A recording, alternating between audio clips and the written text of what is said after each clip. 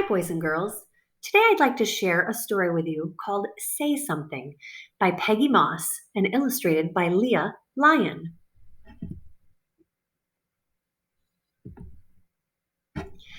There's a kid in my school who gets picked on all the time. I think he's sad. I think he's sad because when he walks down the hall, he hardly ever looks up. And he hardly ever says hello. I don't pick on him. I feel sorry for him. There's another kid in my school who gets teased. He gets called names. When he's moving through the halls, kids push him and tell him he's slow. I walk on the other side of the hall. I don't say those things. A girl who rides on my bus always sits alone. Sometimes kids throw things at her and call her names. The girls who sit behind her laugh at her. I don't laugh. I don't say anything. One day, my friends were out, and I had to sit alone in the cafeteria. Some kids came over, and they started telling jokes. I laughed until the jokes started to be about me. My face burned. I looked down at the table. I sat on my hands to keep them from moving so much. I tried not to cry, but it was hard not to cry. And when they saw my face getting wet, the kids started laughing. I wished I could stop crying.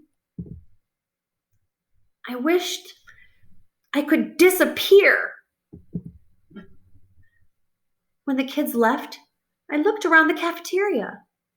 I was surprised to see that the cafeteria was full of students. There were even kids I knew sitting at the table right next to mine. They were looking at me. I could tell they felt sorry for me. When I went home, I told my big brother I was mad at the kids at the table next to mine. He shrugged and said, "Why? They didn't do anything." "Right," I said. On the bus the next day, I sat next to the girl who always sits alone. She's really funny. The end. Does that girl look happy now? She's no longer alone, is she? So do you understand what happened there?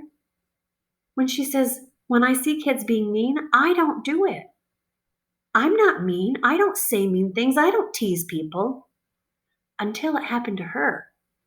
And she realized if you see something, you need to say something.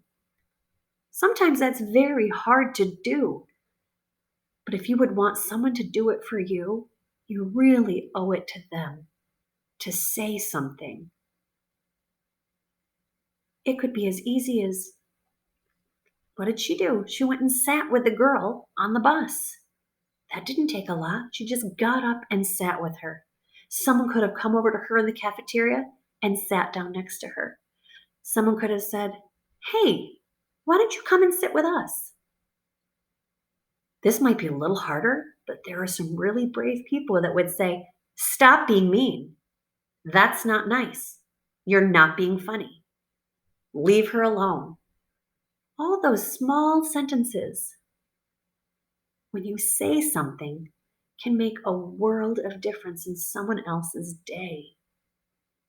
I know it's sometimes hard, but until someone like you stands up, we aren't helping. We're becoming part of the problem.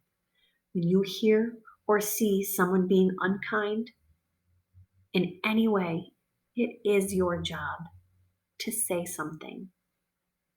Thank you, boys and girls, for listening. I hope you enjoyed the story, and I hope it helps you to always remember you have the power to say something.